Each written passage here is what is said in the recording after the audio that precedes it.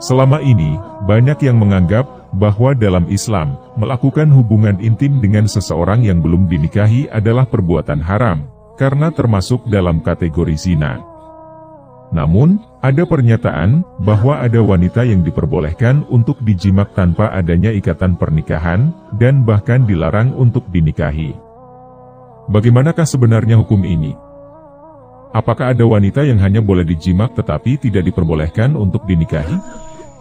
Mari kita bahas lebih lanjut, sebelum kita memahami tentang wanita yang boleh dijimak, tetapi tidak diperbolehkan untuk dinikahi. Kita perlu terlebih dahulu memahami definisi pernikahan dalam Islam. Menurut ajaran Islam, pernikahan adalah ikatan sah antara seorang pria dan wanita. Tujuannya adalah untuk membentuk keluarga dan mematuhi perintah Allah Subhanahu wa Ta'ala yang tercantum dalam Al-Quran.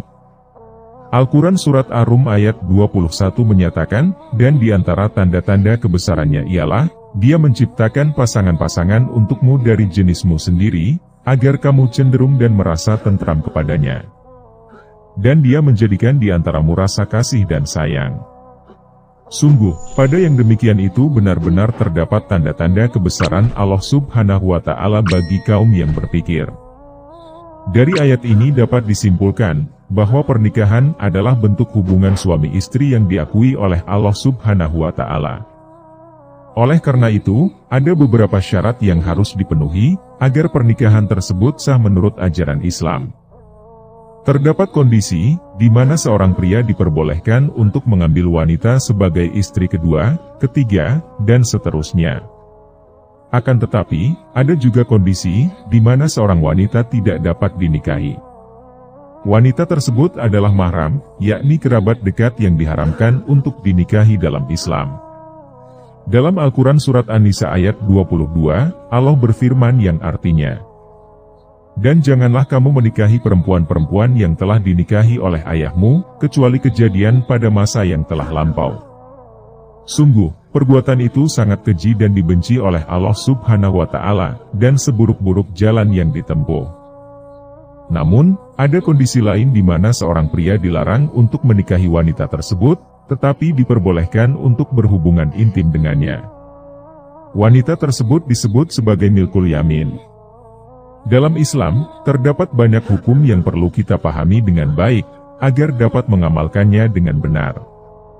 Jika masih ada praktik perbudakan, seorang tuan yang beragama Islam tidak diperbolehkan untuk menikahi budak wanitanya.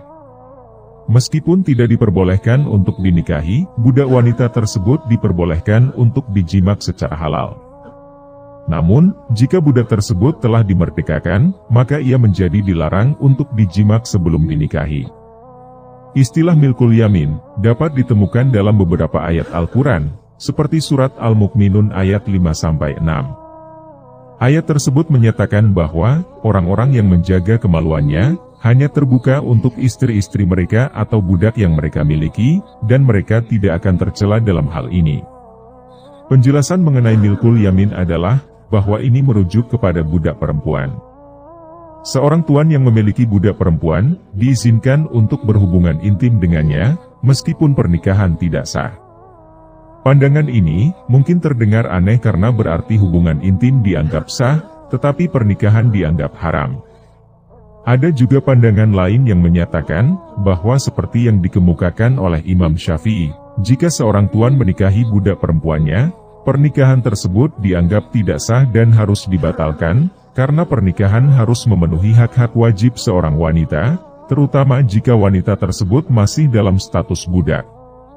Selanjutnya dalam kitab I'anatut Tholibin dijelaskan bahwa seorang budak perempuan tidak boleh dinikahi, karena statusnya sebagai budak akan menghalangi pemenuhan hak-haknya dalam pernikahan.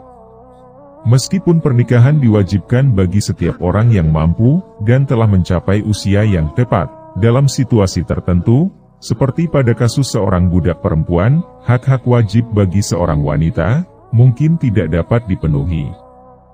Jika wanita tersebut ingin memperoleh hak-hak tersebut, maka ia harus dimerdekakan terlebih dahulu. Meskipun pandangan ini dapat berbeda-beda, tergantung pada masing-masing mazhab dan konteks budaya. Jika seorang budak perempuan dinikahi, maka ia akan memiliki status sebagai istri.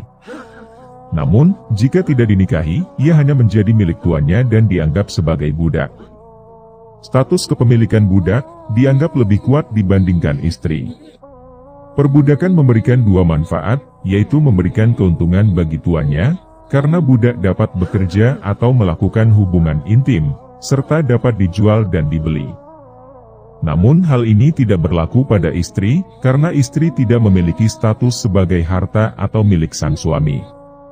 Dalam Islam, istri sebenarnya hanya sebagai kemanfaatan dan tidak menjadi milik suami secara hakiki. Meskipun istilah suami istri dalam bahasa dapat memberikan kesan bahwa keduanya saling memiliki, namun dalam hakikatnya, suami dan istri hanya dapat saling memanfaatkan. Jika terdapat kepemilikan atas pernikahan, hal tersebut bahkan dapat membatalkan pernikahan, dan istri tetap menjadi milik orang tuanya. Oleh karena itu, suami tidak diperbolehkan untuk menjual istri kepada orang lain. Berbeda dengan budak yang secara bahasa dan hakiki, dianggap sebagai milik tuannya dan dapat diperjualbelikan.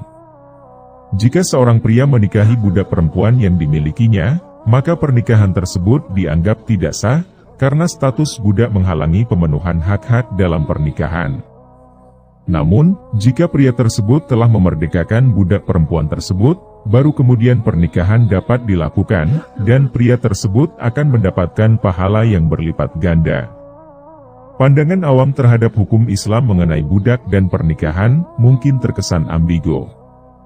Di satu sisi, Islam menentang perbudakan, tetapi di sisi lain, Islam juga memperbolehkan tuan untuk berhubungan intim dengan budak perempuannya.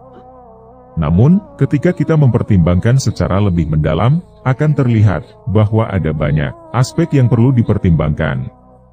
Pertama, perbudakan bukanlah produk dari agama Islam, melainkan sudah menjadi bagian dari kehidupan manusia sebelum Islam datang. Kedua, hukum positif dari seluruh peradaban manusia juga mengizinkan perbudakan, termasuk berhubungan intim dengan budak perempuan.